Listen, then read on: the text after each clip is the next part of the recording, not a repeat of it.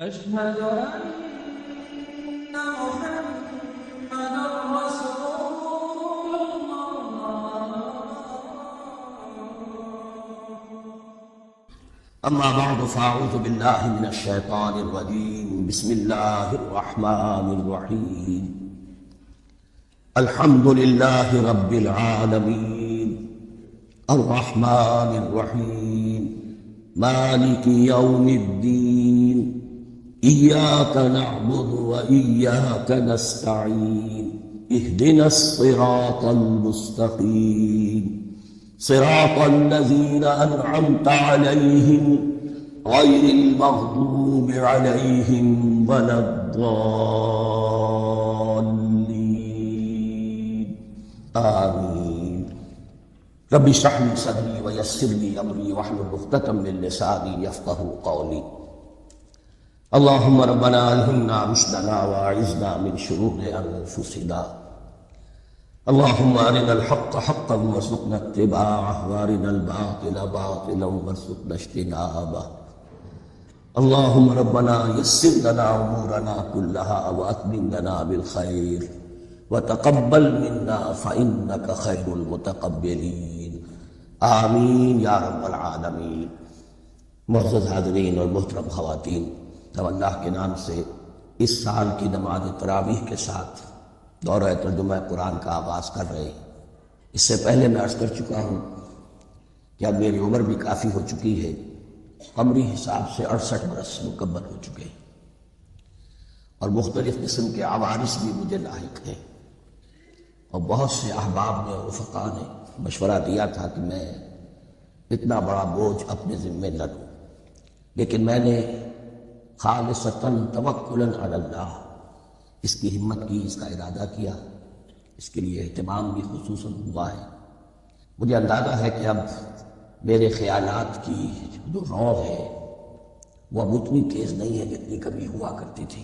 Cross references بھی جو ہے قرآن حکیم کے وہ اتنے مستحضر نہیں ہیں جتنے کبھی ہوتے تھے، بلکہ واقعہ یہ ہے کہ میری زبان بھی بعض اوقات لڑکھڑاتی ہے، اس لیے کہ مجھے جو ادویات استعمال کرنی پڑتی ہیں ان کا اعصاب پر بھی اثر ہوتا ہے، اور جو ہمارے اعضائے رئیسہ ہیں ان پر بھی اثر ہوتا ہے. بہرحال ان سب کے الرغم اللہ کا نام لے کر آغاز کر رہے ہیں. میری انتہائی نوازش یہی ہے، تیرے نام سے ابتدا کر رہا ہوں. ابھی میں نے سورہ فاتحہ کی تلاوت کی اور آپ نے سماعت فرمائی. یہ سورہ مبارکہ مصحف کے اعتبار سے تو پہلی سورت ہے ہی، سب کو معلوم ہے، لیکن یہ بھی نوٹ کر لیجیے کہ یہ نزول کے اعتبار سے بھی سب سے پہلی مکمل سورت جو حضور پر نازل ہوئی وہ یہی ہے. اس سے قبل متفرق آیات نازل ہوئی. 5 آیتیں سورہ علق کے آغاز میں، کچھ آیتیں سورہ قلم یا سورہ نون کے آغاز میں، کچھ آیتیں سورہ مزمل کی ابتدا کی، کچھ آیتیں سورہ مدثر کے آغاز کی. 5 وہی تقریباً اس پر اجماع ہے کہ یہ سورۃ الفاتحہ کی ہے، اور یہ مکمل سورت ہے جو حضور پر نازل ہوئی. سورۃ الفاتحہ کے معنی ہوئے افتتاحی سورت. فتح یفتح کے معنی ہے کھولنا، مفتاح کنجی کو کہتے ہیں، چابی کو. تو یہ اوپننگ سورہ آف دی قرآن، قرآن حکیم کی افتتاحی سورت. ویسے جیسا کہ میں تعارف قرآن کے ضمن میں عرض کر چکا ہوں، عربوں کا یہ مزاج تھا کہ جس چیز سے انہیں خصوصی محبت ہوتی تھی اس کے بہت سے نام رکھتے تھے. اس کے بھی بہت سے نام ہیں. سورۃ الفاتحہ سب سے عام ہے، لیکن الکافیہ، الشافیہ، ام القرآن، اساس القرآن، کم سے کم یہ 4 نام تو میں سمجھتا ہوں کہ ہر مسلمان کو مزید معلوم ہونے چاہیے، اور بھی بہت سے نام. اس سورہ مبارکہ کی بالاتفاق بالاجماع 7 آیتیں ہیں، اگرچہ ان کی ترتیب میں کچھ اختلاف ہے. ایک رائے امام شافعی کی بھی ہے، اور بصرہ کے جو قراء تھے ان کی بھی ہے، کہ آیت بسم اللہ بھی سورہ فاتحہ میں شامل ہے. اس کا جز ہے، وہ اس کو شامل کر کے پھر 7 آیتیں بناتے ہیں. تو آخر انہیں ہم 2 آیتیں سمجھتے ہیں، صراط الذین انعمت علیہم غیر المغضوب علیہم ولا الضالین، وہ ان کے نزدیک ایک آیت ہے. تو گویا کہ نتیجہ یہ نکلا کہ آیتوں کی تعداد 7 ہی رہتی ہے. امام ابو حنیفہ رحمۃ اللہ علیہ کا موقف اور کوفے کے جو قراء تھے ان کا بھی موقف یہ ہے کہ آیت بسم اللہ نہ سورہ فاتحہ کا جز ہے نہ کسی اور سورت کا جز ہے، سوائے ایک مقام پر جہاں حضرت سلیمان علیہ السلام کا خط جو ہے نقل ہوا ہے، جو انہوں نے ملکہ سبا کو لکھا تھا، انہ من سلیمان و انہ بسم اللہ الرحمن الرحیم۔ تو قرآن کے مطلب میں صرف اسی جگہ پر یہ آیت شامل سمجھتے ہیں، باقی یہ صرف علامت کے طور پر کہ یہاں سے ایک نئی صورت شروع ہو رہی ہے درج کی گئی ہے۔ اس سورہ مبارکہ کو الصلاح قرار دیا گیا ایک حدیث میں، اس کا جو اسلوب ہے وہ دعا کا ہے، اور دعا کے ساتھ اس کی جو مناسبت ہے، اور پھر اسی کی وجہ سے ہماری نماز کا یہ جزو لا ينفک بنا دیا گیا۔ بلکہ ایک حدیث میں آپ کو سناؤں گا، اس میں اسی کو نماز قرار دیا گیا، الصلاح یہی۔ ویسے وہ حدیث مبارک موجود ہے، من لم یقرأ بفاتحۃ الکتاب لا صلاۃ لمن لم یقرأ بفاتحۃ الکتاب، جو شخص سورہ فاتحہ کی تلاوت نہیں کرتا اس کی کوئی نماز نہیں۔ اس کے حوالے سے بھی ہمارے ہاں دو مسلک ہے، ذکر صرف اس لیے کر رہا ہوں کہ آپ کے علم میں ہو، میں کوئی بنیادی فرق نہیں ہے، کسی بھی ایک رائے کا انسان قائل اور حامل ہو سکتا ہے بغیر اس کے کہ دوسرے کو بالکل غلط قرار دے، بلکہ یہ کہ اس کے لیے بھی گنجائش اپنے ذہن میں اور اپنے دل میں رکھے۔ تو ایک رائے یہ ہے کہ یہ میں کیا عرض کر رہا تھا کہ بھول گیا ہوں جی، اور دوسری آیت یہ ہے کہ اس کا حصہ نہیں ہے۔ اسی اعتبار سے یہ کہ یہ سورہ مبارکہ نماز میں پڑھی جانی ضروری ہے، لا صلاۃ لمن لم یقرأ بفاتحۃ الکتاب۔ البتہ یہ اختلاف ہے، یہ بات جو میں ذکر کر رہا تھا جو دیر سے نکل گئی، کہ آیا مقتدی جو ہے امام کے پیچھے کھڑا ہو کر جب نماز پڑھ رہا ہو تو کیا اس صورت میں بھی اس کے لیے لازم ہے کہ سورہ فاتحہ پڑھے؟ اس میں دو رائے ہو گئی، بلکہ تین۔ ایک رائے انتہائی ہے اور وہ فقہ حنفی کی طرف منسوب ہے کہ اگر آپ امام کے پیچھے مقتدی کی حیثیت سے نماز پڑھ رہے تو کسی بھی رکعت میں آپ سورہ فاتحہ نہیں پڑھیں گے۔ ایک دوسرے بالکل برعکس رائے ہے، وہ امام شافعی رحمۃ اللہ علیہ کی ہے کہ ہر حالت میں چاہے امام جہری رکعت پڑھا رہا ہو جس میں وہ بلند آواز سے سورہ فاتحہ پڑھ رہا ہو، اور چاہے وہ سری رکعت ہو، ہر حالت میں مقتدی کو بھی پڑھنی ہے۔ ایک تیسری رائے بین ہے، وہ امام مالک کی ہے رحمۃ اللہ علیہ، کہ جو سری رکعت ہے اس میں کہ امام بھی خاموشی سے پڑھ رہا ہے، مقتدیوں کو بھی پڑھنی چاہیے۔ جو جہری رکعت ہے جس میں کہ امام بلند آواز سے پڑھ رہا ہے، اس میں مقتدیوں کو خاموش رہ کر پوری توجہ جو ہے سننے پر صرف کر دینی چاہیے۔ اذا قرئ القرآن فاستمعوا له وانصتوا، جب قرآن پڑھا جا رہا ہو تو پوری توجہ اس کے پڑھنے پر مرکوز کر دو اور خود خاموش رہو۔ میرے اپنی رائے میں یہ تیسری رائے سب سے زیادہ صائب ہے، اور اس میں کسی طرح کی بھی کوئی پیچیدگی پیدا نہیں ہوتی۔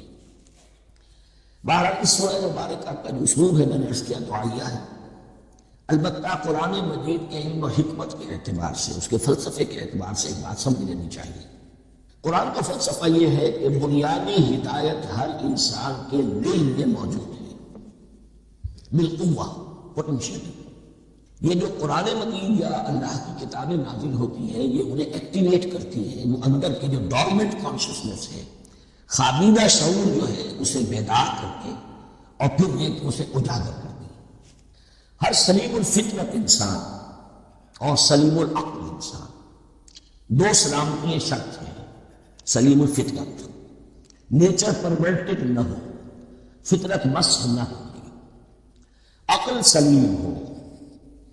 ان دونوں چیزوں کا نتیجہ یہ نکلتا ہے کہ وہ انسان از خود، بغیر کسی وحی کی رہنمائی کے، بغیر کسی نبی کی تعلیم کے سے استفادہ کیے ہوئے از خود بھی کچھ حقائق تک پہنچ جاتا ہے۔ اور وہ حقائق کیا ہیں؟ نمبر ایک یہ کہ اس کائنات کا ایک خالق ہے، وہ ایک ہے، اور وہ تمام صفات کمال سے متصف ہے۔ نمبر دو یہ کہ انسان کی زندگی صرف یہ زندگی نہیں ہے، بلکہ ایک اور زندگی ہے کہ جس میں اس زندگی کے اعمال کے نتائج برآمد ہوں گے۔ یہ دو باتیں، اس کی زیادہ وضاحت کے ساتھ جو ہے اس کا تذکرہ آئے گا سورہ لقمان میں، جہاں حضرت لقمان کی شخصیت کا تذکرہ ہے۔ لیکن یہاں صرف یہ بات سمجھ لیجیے کہ قرآن کا فلسفہ یہ ہے کہ ہر انسان میں، ہر فرد نوع بشر میں جو اپنی ولادت کے وقت مسلم ہوتا ہے، حضور کی حدیث ہے کل مولود یولد علی الفطرہ ابواہ یحودانہ اور ینصرانہ اور یمجسانہ، ہر بچہ نوع انسانی کا فطرت اسلام پر پیدا ہوتا ہے، وہ فطرت کے اندر وہ ہدایت مدیت ہے۔ اب اگر وہ فطرت بس نہیں ہوئی اور عقل جو ہے وہ صحیح اس پر کام کر رہی ہے تو ان دو حقائق تک وہ انسان خود پہنچ جائے گا، لیکن ان دونوں حقائق تک پہنچنے کے بعد اب وہ دست بستہ دعا کرے گا کہ اے رب اب مزید ہدایت تو مجھے عطا فرما، اس لیے کہ میں کیا کروں کیا نہ کروں، میری عقل اس میں ٹھوکر کھا سکتی ہے، میں کسی اچھی چیز کو بری سمجھ سکتا ہوں، کسی بری کو اچھی سمجھ سکتا ہوں، تو مجھے صحیح راستہ، صحیح راہ ہدایت پر چلا۔ یہ دعا ہے جو انسان کرتا ہے جبکہ وہ ایمان باللہ اور ایمان بالآخرہ تک خود پہنچ چکا ہوتا ہے، اور یہ سمجھتا ہے کہ صحیح زندگی کا رخ یہی ہے کہ جس رب کو میں نے پہچانا ہے کہ وہ اس کائنات کا خالق ہے اور مالک ہے اور رب ہے، میں اس کی بندگی کروں، اس کی اطاعت کروں، اس کا حکم مانوں، اس کے راستے پر چلوں، لیکن وہ راستہ کون سا ہے؟ اس کے لیے پھر دست دعا ہوتا ہے کہ پروردگار تو میری رہنمائی فرما۔ یہ مقام ہے کہ جہاں آپ سمجھ لیجیے اپنے آپ کو بھی آج اس جگہ پر تصور کرتے ہوئے پھر اس سورہ مبارکہ کو پڑھیے کہ آپ اس مقام پر اللہ کے فضل و کرم سے پہنچ چکے ہیں کہ اللہ کو آپ نے پہچان لیا اور اس کی توحید کو جان لیا، اس کی جملہ صفات کمال سے آپ واقف ہو گئے، آپ نے بھی وہ جان گئے کہ بڑھ کر اس کے حضور میں حاضر ہونا ہے اور وہ حساب کتاب لے گا۔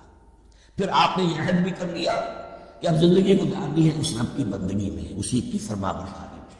اب یہاں کھڑے ہو کر آپ پوچھتے ہیں کہ اللہ مجھے وہ تفصیلی ہدایت عطا فرما، ایسا نہ ہو کہ کبھی میں کسی راستے پر چلتا ہوا کسی پگڈنڈی پر مڑ جاؤں اور وہ تھوڑی سی جو ڈیویشن ہو میرے راستے کی وہ میری عاقبت کو برباد کر دے۔ یک لحظہ غافل گشتم و سر سال راہم دور شد، اس لیے کہ ہوتا یہی ہے سیدھے راستے سے ذرا سی کوئی پگڈنڈی جو ہے تھوڑے سے اینگل پر نکلی ہے، لیکن جب چلتے جائیں گے آپ تو جتنے آگے بڑھیں گے اس پر اس راہ صراط مستقیم سے آپ اتنے ہی زیادہ دور ہوتے چلے جائیں گے۔ یہ ہے قرآن مجید کی حکمت اور فلسفے کے اعتبار سے اس سورہ مبارکہ کا مقام۔ اب آئیے ہم بسم اللہ کرتے ہیں۔ بسم اللہ الرحمن الرحیم، شروع کرتا ہوں میں اللہ کے نام سے جو رحمان اور رحیم ہے۔ اس پر کچھ گفتگو ہو چکی ہے تعارف قرآن کے ضمن میں کہ رحمان اور رحیم دو نام ہیں کہ جو رحمت کے مادے سے نکلتے ہیں۔ رحمان میں اللہ تعالیٰ کی رحمت کا جوش، ہیجانی کیفیت، طوفانی کیفیت، اور رحیم میں اللہ تعالیٰ کی رحمت کا دوام اور تسلسل، یہ دونوں کیفیات اللہ کی رحمت میں بیک وقت موجود ہیں جس کا ہم تصور نہیں کر سکتے۔ ہم سمندر کو دیکھتے ہیں متلاطم سمندر ہے، اس میں ہیجان ہے، طوفان ہے۔ دریا کو دیکھتے ہیں کہ وہ سکون کے ساتھ چل رہا ہے، خاموشی سے چل رہا ہے، بہہ رہا ہے، بس تسلسل کے ساتھ بہہ رہا ہے۔ ہم ان دونوں کیفیات کو علیحدہ دیکھتے ہیں تو ہمارا ذہن ان دونوں کو بیک وقت اس کا تصور نہیں کر سکتا، تخیل ممکن نہیں، لیکن اللہ کی رحمت کی یہ دونوں شانیں مستقل ہر وقت موجود ہے بیک وقت، اسی لیے ان دونوں کے درمیان کہیں حرف عطف نہیں آئے گا۔ بسم اللہ الرحمن الرحیم، الحمدللہ رب العالمین، کل حمد، اور حمد کو ذہن میں رکھ لیجیے، حمد مساوی ہے تعریف جمع شکر۔ عام طور پر ترجموں میں ایک لفظ لایا جاتا ہے کل تعریف اللہ کے لیے، یہ کافی نہیں ہے۔ تعریف آپ کسی شے کی کر سکتے ہیں جس میں کوئی حسن ہے، خوبی ہے، کسی بھی اعتبار سے، خواہ آپ کو اس کے حسن و خوبی سے کوئی فائدہ حاصل نہیں ہو رہا۔ ایک پھول ہے، بہت خوبصورت ہے، بس ٹھیک ہے، خوبصورت ہے، آپ نے کہا تعریف کر دی۔ شکر کرتے ہیں آپ اس سے کا جس سے آپ کو کوئی فائدہ پہنچا ہو، استفادہ ہوا ہو، آپ کی کوئی ضرورت پوری ہوئی ہو، آپ کی کوئی مشکل دفع ہوئی ہو۔ اور آپ دیکھیں گے کہ حمد میں یہ شکر کا پہلو غالب ہے۔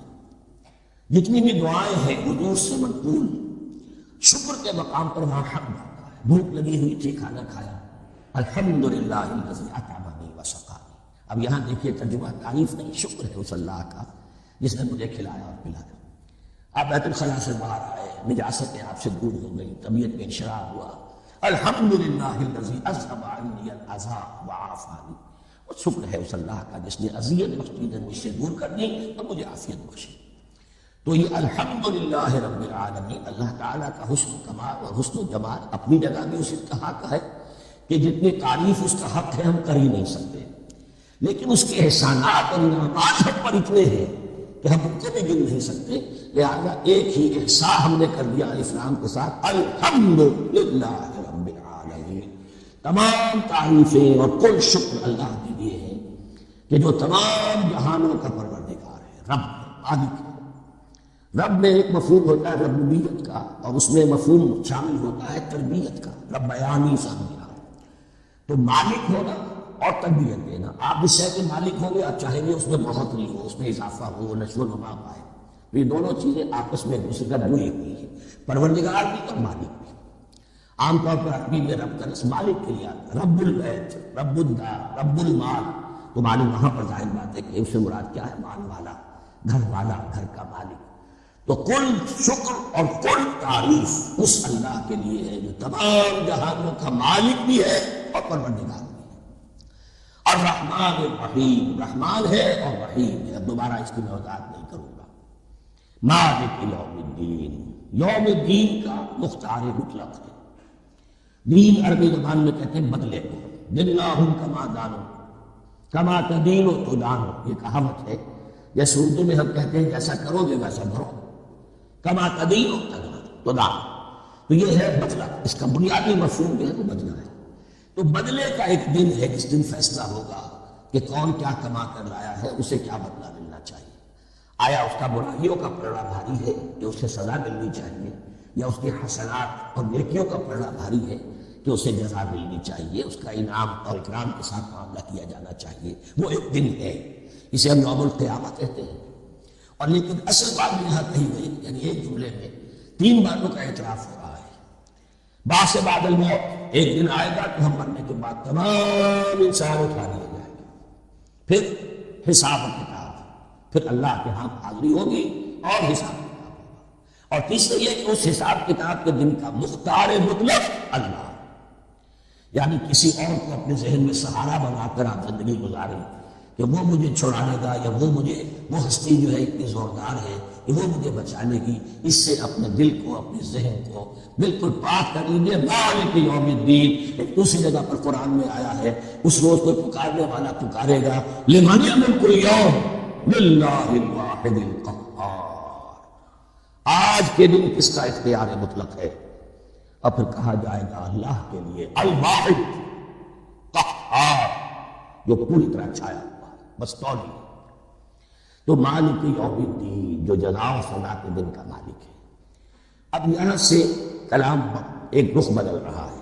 ابھی تک تو یہ غائبانہ انداز میں کلام ہو رہا ہے، اللہ سے خطاب نہیں آیا اس میں ابھی۔ الحمدللہ رب العالمین الرحمن الرحیم مالک یوم الدین۔ اب خطاب ایاک نعبد و ایاک نستعین، ہم صرف تیری ہی بندگی کرتے ہیں اور کریں گے، اور ہم صرف تجھی سے مدد مانگتے ہیں اور مانگیں گے۔ یہ ترجمہ میں کیوں کر رہا ہوں؟ یہ فعل مضارع ہے، عربی زبان میں فعل مضارع حال اور مستقبل دونوں کو کور کرتا ہے۔ ایاک کا جو ہے مفعول فاعل جو ہے، مفعول جو ہے اس میں ضمیر مفعولی، اسے پہلے لا کر حصر کا مضمون پیدا ہو گیا۔ ہم تیری بندگی کرتے ہیں نہیں، ہم تیری ہی بندگی کرتے ہیں اور کریں گے۔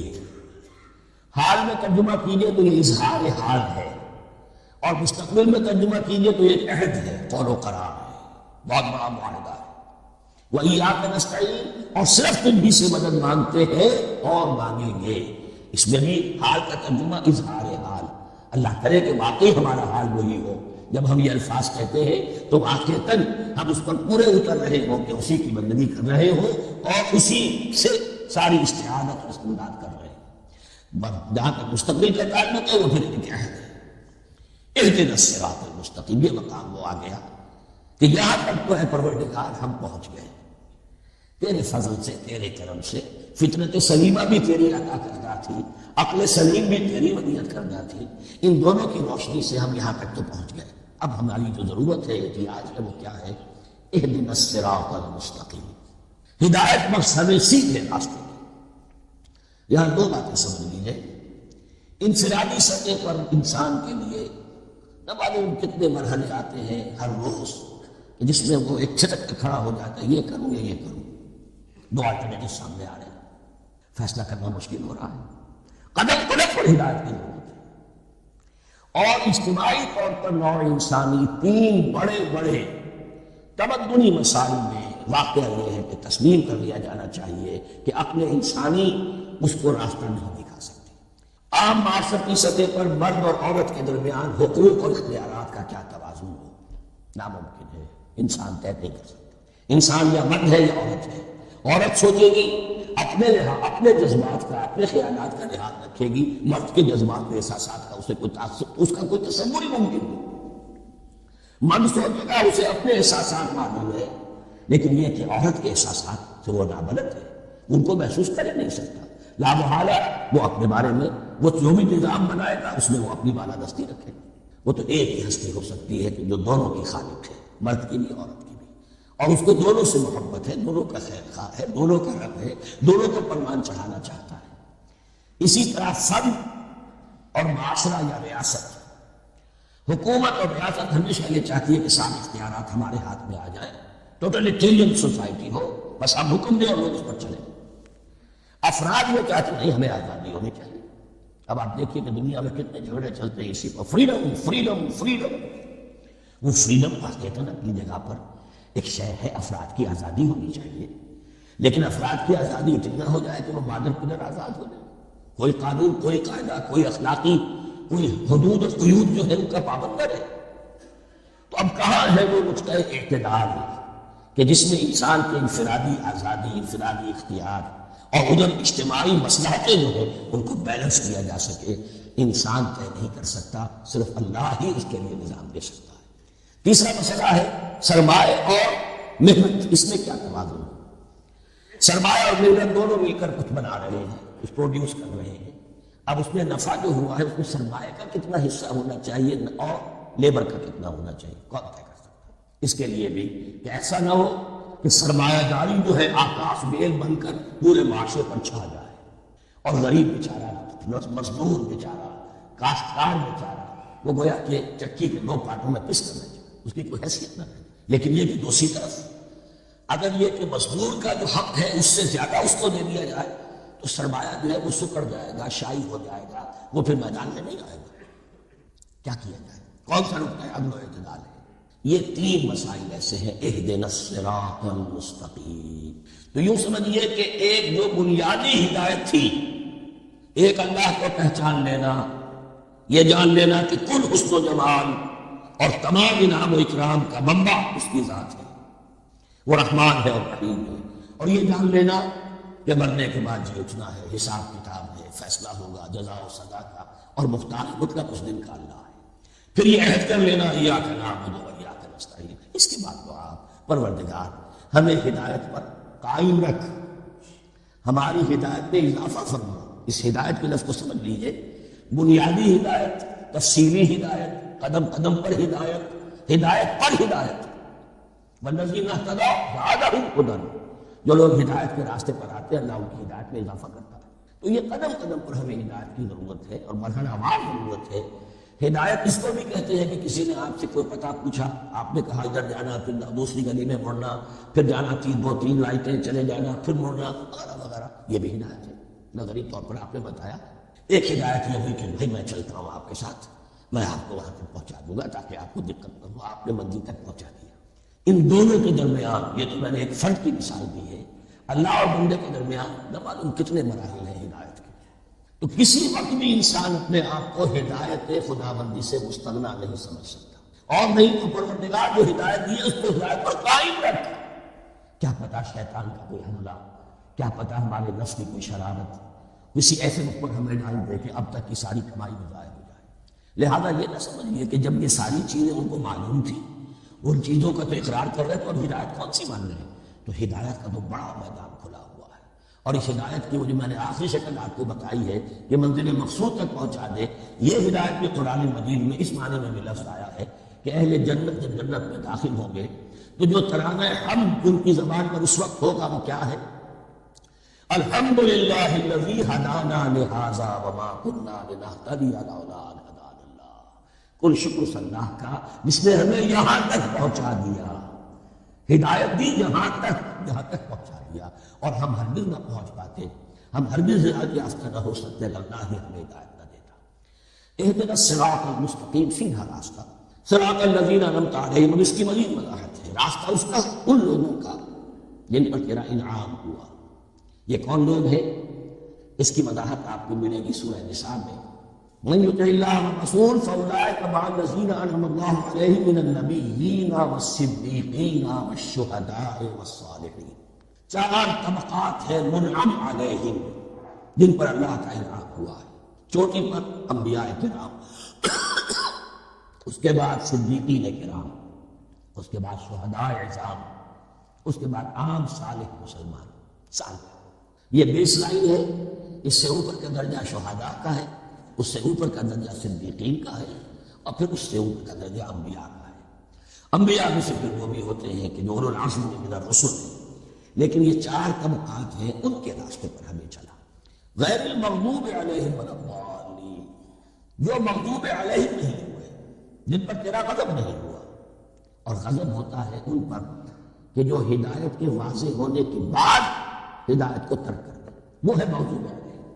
جنہیں ہدایت مل گئی ہو، ہدایت کو پہچان لیا ہو، پھر اپنی شرارت نفس کی وجہ سے، اپنی نفسانیت کی وجہ سے، اپنے تکبر کی وجہ سے، اپنے حسد کی وجہ سے وہ اس حق کو رد کر دے، اس کو ترک کر دے، ان پر اللہ کا غضب آتا ہے۔ اور اس میں اس کی بہت بڑی مثال تاریخ کے اعتبار سے یہودی ہے۔ اللہ نے انہیں ہدایت دی، کتابیں عطا کی، تورات، انجیل، زبور، سینکڑوں نبی ان میں مبعوث کیے، 1400 برس تک نبوت کا تار ٹوٹا ہی نہیں، مسلسل۔ ابتدا میں بھی 2 نبی، موسیٰ اور ہارون، اور اختتام پر بھی 2 نبی، عیسیٰ اور یحییٰ علیہ السلام، اور ان کے مابین کوئی لمحہ نہیں آیا ہے تاریخ بنی اسرائیل میں جبکہ کوئی نہ کوئی نبی موجود نہ، لیکن انہوں نے اپنی شرارت نفس کی وجہ سے ہدایت تورات سے بھی منہ موڑا، اور پھر سب سے بڑی بات یہ کہ ہدایت محمدی سے، ہدایت قرآنی سے صلی اللہ علیہ وسلم منہ موڑا، وہ ہے مغضوب علیہ ولا الضالین، اور نہ ہی گمراہ ہوئے۔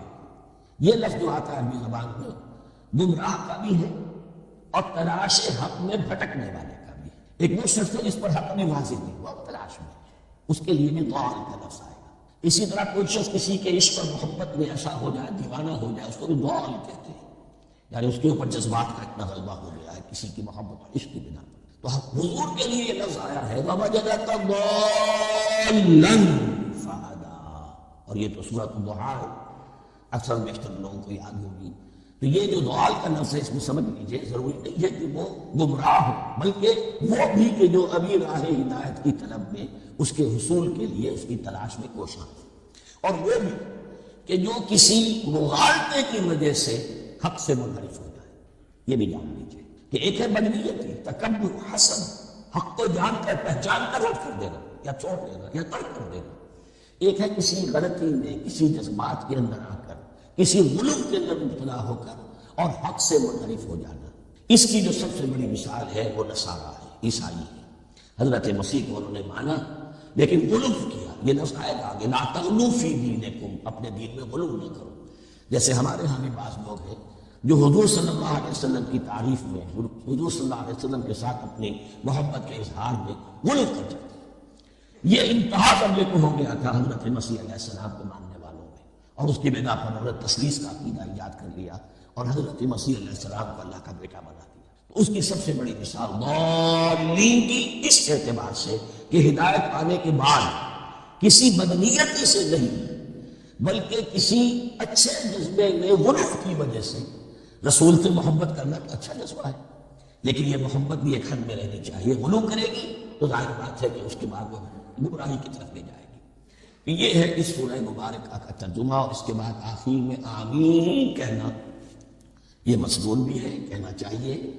البتہ اختلاف یہاں بھی صرف اتنا ہے کہ نماز میں جب آپ امام کے ساتھ ہیں، وہ اگر جہری قرات کر رہا ہے تو آیا اس کے بعد آپ کو بھی بالجہر کہنا ہے آمین یا نہیں کہنا، یہ اختلاف ہے، ان میں کوئی فرق واقع نہیں ہوتا۔ یہ چیز متفق علیہ کہ کہنا ہے آمین، بلکہ یہ آمین تو یہودیوں میں ہے، یہ آمین جو ہے یہ عیسائیوں میں بھی ہے۔ ان کی بھی جو پریئر لاسٹ پریئر ہے اس کے بعد آمین، وہ آمین کہتے ہیں، وہ فرق لفظ ایک ہی ہے، اس لیے کہ عبرانی زبان اور عربی زبان یا تو ہم یہ کہہ سکتے ہیں کہ دونوں بہنیں ہیں، کوئی ایک مشترک زبان تھی ان کی ماں جس کی یہ 2 بیٹیاں ہیں، اور یا یہ کہنا پڑے گا کہ عربی زبان کی ماں جو ہے وہ عبرانی زبان ہے. بہرحال بڑا قریبی رشتہ عربی کا اور عبرانی کا ہے، اس اعتبار سے وہ آمین. اب آپ کو معلوم ہے ہم السلام علیکم وہ کہتے ہیں، وہ شعب کہتے ہیں، فرق کیا ہے؟ وہ تو تلفظ کا فرق ہے.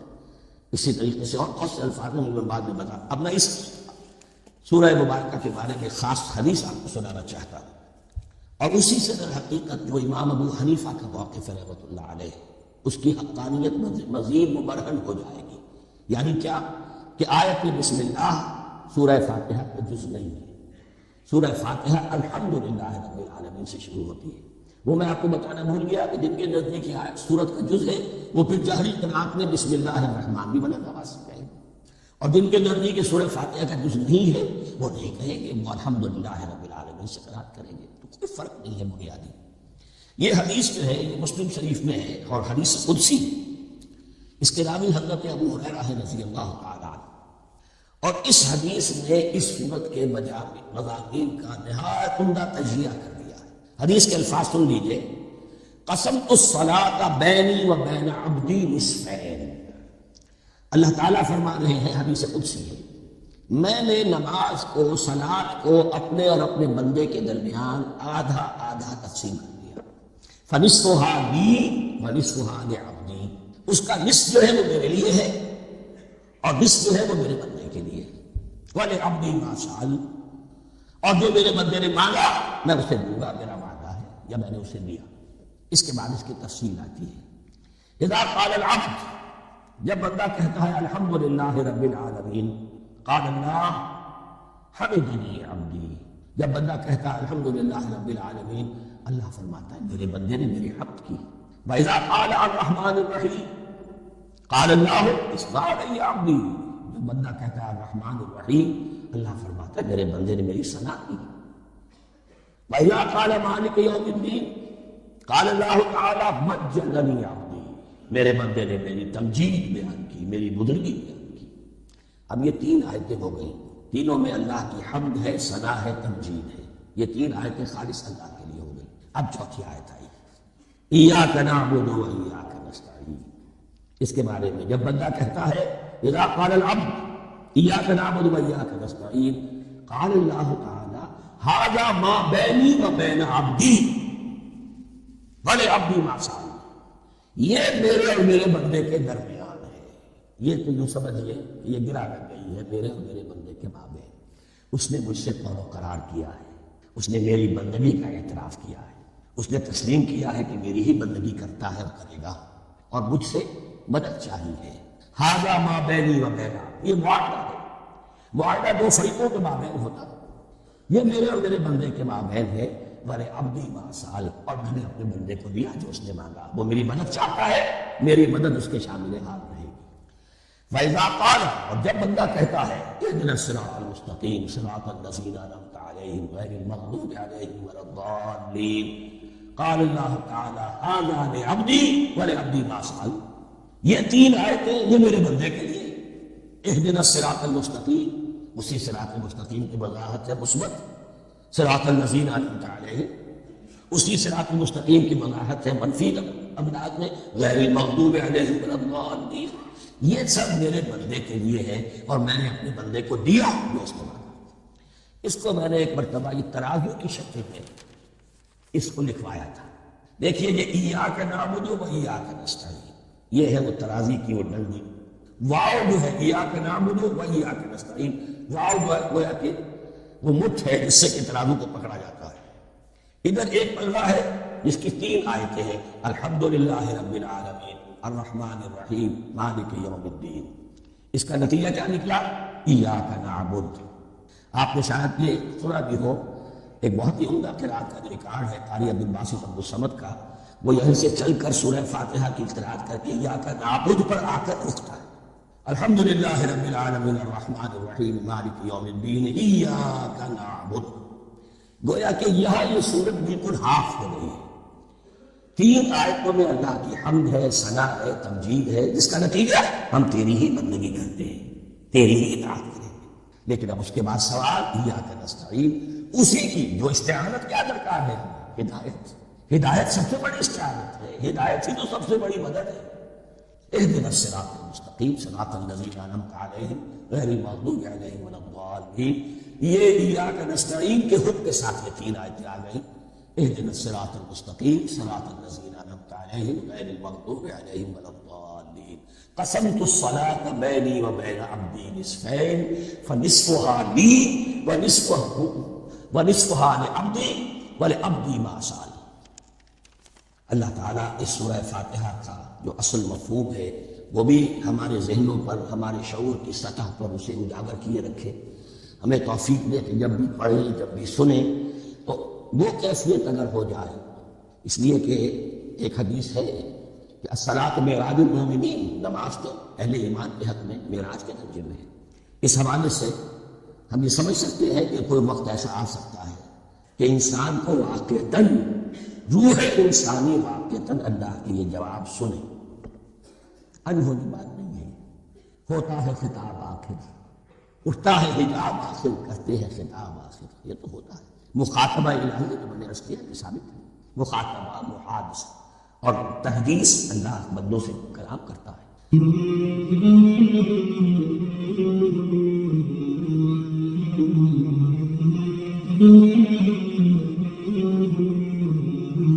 مولاي صل وسلم دائما ابدا على حبيبك خير الخلق كلهم.